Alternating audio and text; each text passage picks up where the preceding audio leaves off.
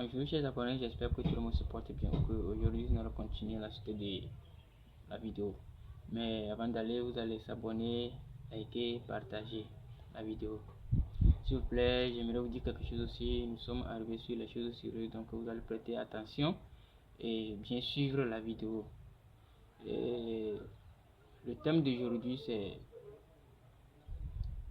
le contrat du mariage. Quels sont les contrats qu'on peut signer lors d'un mariage? Il y a les contrats du travail. Tu rentres dans une activité ou dans un boulot aujourd'hui, tu vas signer un contrat. Ça veut dire que c'est sous le contrat là, tu dois travailler. Et tu es payé sous le contrat là aussi. Donc, dans le cas du mariage, le contrat intervient également. Le contrat intervient dans le cas du mariage. Mais dans le cas du mariage, quels sont les contrats qu'on peut signer? Quels sont les contrats qui peuvent m'avantager ou bien qui peuvent nous avantager à adopter ou bien à signer pour l'évolution de notre mariage? Pour que demain, il n'y en aurait aucun problème. Donc aujourd'hui, on va détailler ces contrats du pas à pas. Ces contrats avec leurs avantages et leurs inconvénients. On va parler sur les avantages et les inconvénients de ces contrats. Et le tout premier contrat ici, c'est le régime de la communauté universelle. Le régime de la communauté universelle, c'est le contrat que d'autres époux signent aujourd'hui.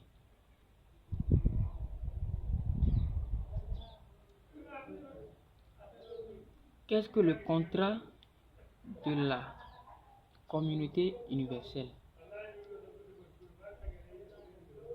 Le contrat sous le régime de la communauté universelle.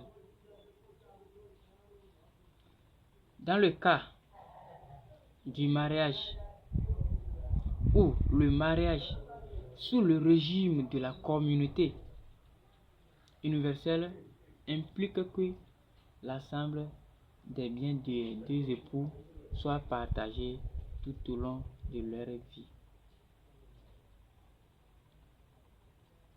C'est-à-dire que sous ce contrat, les biens des deux époux doivent être partagés.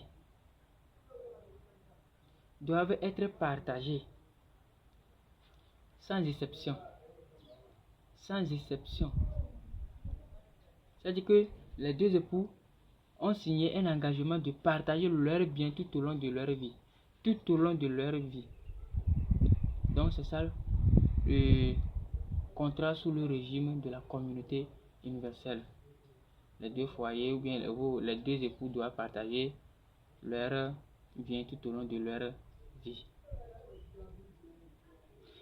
Maintenant, quels sont les biens que les deux époux doivent partager tout au long de leur vie? Nous avons les biens acquis avant l'union des deux époux. Les biens acquis avant l'union des deux époux. Ça veut dire que avant l'union, ça veut dire que ça c'est hors mariage. Avant leur rencontre, la femme dispose certains biens, l'homme aussi dispose certains biens. Donc, il doit partager ces biens entre eux. Les biens acquis avant leur union. Ça, c'est le premier bien. Le deuxième bien, les biens acquis durant l'union. Lorsqu'ils se sont rencontrés, quels sont les biens qu'ils ont acquis dans leur union? Lorsqu'ils se sont rencontrés, de se marier, de se faire un, de signer des engagements entre eux. Maintenant, quels sont les biens qu'ils ont hérités? Ça, c'est le deuxième bien. Le troisième bien, c'est le bien par héritage, soit par donation entre les deux époux. Le bien par héritage, soit c'est un héritage provenant de du mari, ou soit c'est un héritage provenant du côté de la femme. Si tel est le cas, ils doivent partager ces biens aussi. Les biens acquis par héritage, par donation. Soit c'est un don que quelqu'un a fait à la femme, ou soit à l'homme. Donc, l'homme ne peut pas dire que comme c'est moi qui appartient le cadeau, ou bien le don, donc je vais jouir de ce don. Non. Non. Non. L'homme doit toujours partager le bien ou bien le don hérité de quelque part, partager ça avec sa propre femme, parce que il a choisi le régime de la communauté universelle. Une fois que tu as choisi le régime de la communauté universelle, tu dois partager toujours les biens avec ton mari ou bien ta femme. C'est ce que cela signifie. Maintenant, quels sont les avantages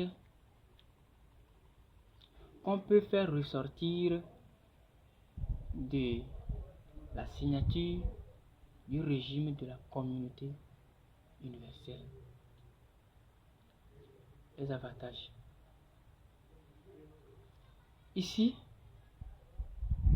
en cas de décès, nous prenons le cas de décès. Le cas de décès, le conjoint ou la conjointe survivant ou bien survivante peut disposer seul la totalité de ses biens.